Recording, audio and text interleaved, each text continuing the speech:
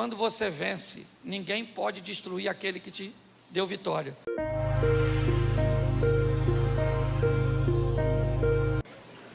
Por isso que o perdedor detesta o vencedor. Porque você, preste atenção, 3 horas da manhã, Jesus vem andando em cima d'água. Todo mundo com medo, todo mundo com medo, todo mundo com medo. Quantas pessoas estavam com medo? Todo mundo. Alguém ainda grita, um infeliz, fantasma. Os caras só não correram porque estavam em alto mar, certo? De repente, Pedro diz: aí Jesus, deixa eu ir aí, pois. Eu imagino um discípulo olhando para o outro. O Pedro quer ir? Deixa ele ir. Pedro sai andando em cima d'água, sim ou não? Perguntinha básica: quem é que foi atrás dele? Ninguém. E quando ninguém vai atrás dele, provavelmente o que eles queriam que acontecesse com Pedro? Afundasse. Porque quem não vai detesta ver você indo. Quem não faz detesta ver você fazendo. E pior, me parece que muitas coisas o diabo tem feito para fazer você olhar para o lado. Olhar para o lado para ver quem está vencendo e olhar para o lado para ver quem está perdendo. Pare de olhar para o que está acontecendo na vida do outro e passe a olhar o que Deus quer fazer na sua vida. Descubra o que Deus quer para você. Ainda dá tempo dele fazer um incrível, sensacional a seu respeito. É assim que funciona. Quando nós olhamos para isso, o que nós vemos? Então Saul se indignou muito, e aquela palavra apareceu mal aos olhos, e disse: 10 milhares deram a Davi, e a mim somente milhares. Na verdade, que lhe falta senão o reino? Preste atenção. O cara, ele é o monarca, ele é o rei. Olha a posição de Saul. Olhe bem, ele é o rei de Israel. Mas quando você se compara com outras pessoas, sabe quem era Davi? Ninguém. Um menino que a única coisa que fez foi matar um gigante. Entra ele com a cabeça na mão. Mas quando ele entra com a cabeça na mão, ele é ovacionado. Lógico que ele é ovacionado. Ele acabou de matar o oponente. Mas aí o rei olha para Davi sendo ovacionado por aquelas mulheres e faz uma comparação entre o rei, um homem maduro, e um garoto, o dono da coroa, e um rapazinho. Porque quando você olha para o lado, você se inferioriza. Porque se você olhasse para o lado para dizer: poxa, até aqui me ajudou o Senhor, como é bom olhar e ver onde eu estava e onde eu estou hoje, que tem muitas pessoas piores do que eu. Mas não é isso que nós fazemos. Nós fazemos como Davi, como Saul fez. Nós olhamos e dizemos: o que falta para ele? Agora já já ele vai ser dono do reino. Porque para ele deram 10 milhares e para mim só deram milhares. Por que é que nós, irmãos, ao invés de olharmos para quem éramos, o que fazíamos, onde estávamos e de onde Deus nos tirou, o que Ele fez por nós, onde Ele nos colocou, e ao invés de olhar para o lado, em lugares que você ainda não chegou e talvez nunca chegue, porque não é para você, é para outra pessoa ocupar. Mas hoje, olhar para o corpo de alguém que não é você, te dá uma raiva, não dá? Ela é mais magra, ela é mais bonita, ficou melhor nela. Olhar para o carro do outro. Às vezes você tem um carrão, uma para outro, fala: caramba, poxa, isso aqui é carro, e o seu? Carroça. O que eu vejo são pessoas que desvalorizam o que tem quando você olha para o lado. Se for para olhar para o lado, pelo menos olha para o lado para onde você estava. Ou olha para trás, para ver quem você era e de onde Deus te tirou e o que Ele fez por você.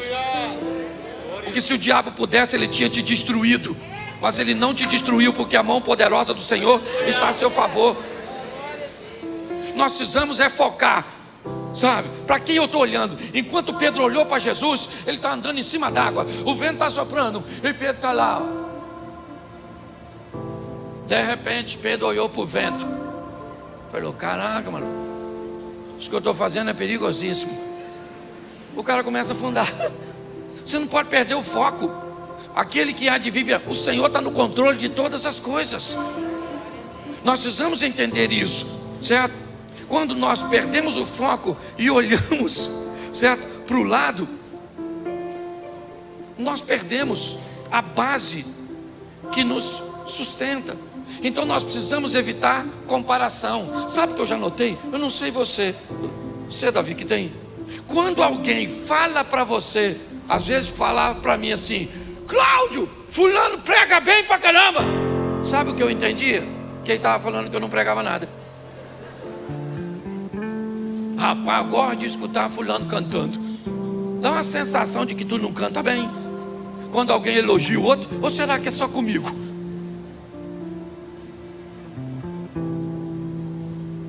Inevitavelmente, o tempo inteiro nós somos expostos a olhar para o lado. O que está acontecendo ali? E quando eu começo a fazer isso, irmãos, inevitavelmente eu paro de trabalhar para que as coisas aconteçam na minha vida, para fazer com que a história aconteça aqui comigo.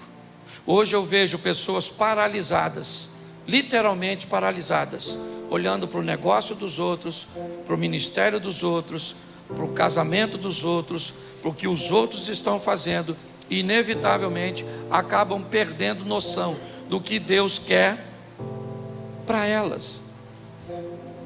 Deus quer fazer de você um vencedor, mas deixa eu te falar uma coisa: depende de quem para você vencer. Para você vencer só depende de duas pessoas: de Deus e de você, de mais ninguém. Ninguém pode intervir nesse relacionamento entre Deus e você, se você não der legalidade para isso. Gente, eu já falei isso aqui, mas vou repetir.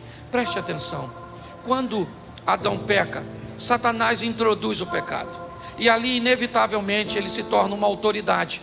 Se você acha que tem ou não tem, ele não foi. Jesus não o contradizeu, ou não contradiz quando ele diz assim: se o Senhor prostrado me adorares, eu te dou todo esse reino. Se o diabo tivesse mentido, Jesus tinha dito para ele o quê? Você não tem nada. Jesus disse?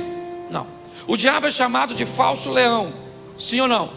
Príncipe das trevas.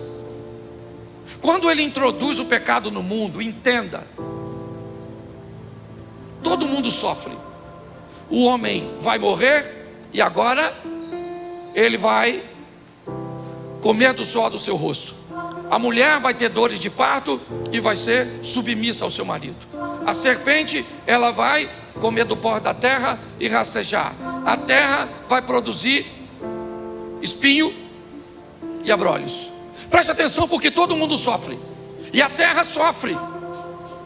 A palavra espinhos e abrolhos inevitavelmente nos expõe a sofrimento, a lutas, a batalha. Aquilo que Jesus disse que no mundo teríamos aflições, a qual nós não teríamos no plano original. Mas lembra dos espinhos da terra? Que terra, pastor? Onde nós moramos, a sua terra, o seu mundo, o ambiente cujo qual você foi colocado para crescer, para prosperar. Lembra? Esse é seu mundo. Aqui nós temos diversos mundos. Por quê? Porque é o seu mundo, suas conexões, seus parentes, as pessoas que estão ao seu redor. Mas lembra de uma coisa, que você precisa lembrar disso para ser vencedor. Se a terra vai ter espinhos, isso dá uma determinação que o rei da terra, o príncipe dela, ou como queiram chamar Satanás nesse momento, ele tem um nível de autoridade. Mas todas as vezes que um rei era deposto, todas as vezes que um rei era vencido, a coroa do vencido ia para a cabeça do vencedor. E todas as vezes que a coroa do vencido ia para a cabeça do vencedor, tudo aquilo que pertencia ao rei vencido, a cada pássaro do reino, a cada árvore do reino, a cada gota d'água do reino, a cada pedaço de terra, a cada animal selvagem daquele reino, como a cada pessoa, a casa e tudo, agora passaria a ser desse rei. E aí eu preciso lembrar uma coisa que às vezes nós nos esquecemos. Quando Jesus vai ser crucificado, colocam uma coisa na cabeça dele, e você lembra o que é? Uma coroa de quê? E quando a coroa de espinho vai para a cabeça de Jesus, o que a Bíblia está dizendo é que Satanás está sendo destronado, e Jesus agora controla todas as coisas. Não que não controlasse antes, mas quando nós entendemos isso, e eu acho que é isso que faz com que pessoas não olhem para o lado. Eu não sei você, mas como eu viajo muito, o tempo inteiro eu sou exposto à situação para olhar para o lado. O carro do outro, a casa do outro, o relógio do outro, o dinheiro do outro. E eu gosto de falar de mim mesmo, porque eu não sei você, mas eu olho. Às vezes eu entro numa casa e digo: caraca, maluco, carro maneiro. Pô, podia morar aqui eu, hein? Moro lá em Xerém. Aí eu viajo, vou para outro lugar, aí entro em outra casa melhor que aquela outra, porque sempre tem alguém melhor que você. Sempre tem alguém do lado que você pode olhar e dizer: caramba, eu poderia estar lá.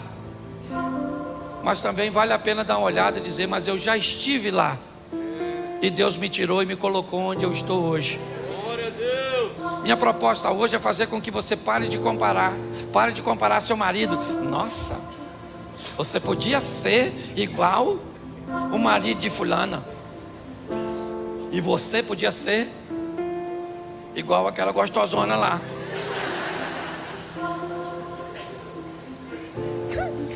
Aí você fala para o seu filho: menino, ó o filho da vizinha, que menino inteligente. E o que o filho poderia falar para você? Vizinha, outro DNA. Entendeu? Vizinha, eu sou fruto de uma árvore ruim. Você está rindo de quê? É sério. Pare de fazer comparação.